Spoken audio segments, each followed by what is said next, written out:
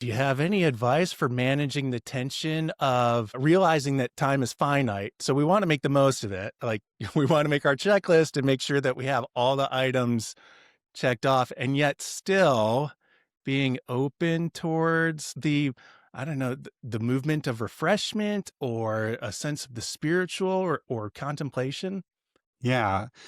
Not to give the Sunday school answer, but Jesus Ah, gives good answer.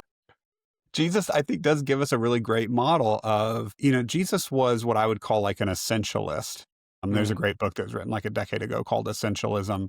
And it's about kind of how we make these decisions around what we choose to say yes to and no to.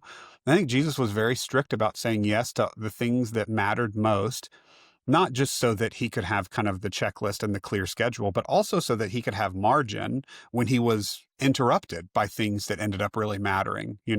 I think for a lot of us, we're so overscheduled that when we get interrupted by things that really matter, we almost don't have time to stop. mm, And I think about how Jesus, whether it was the bleeding woman or the woman at the well, Jairus's daughter that needed to be healed, there were all these kinds of things that he was able to stop and redirect for because he had only committed himself to the things that kind of mattered most. And then lastly, he was very committed to getting away, having time alone, having time with the Father in prayer, contemplation, meditation, those kinds of things.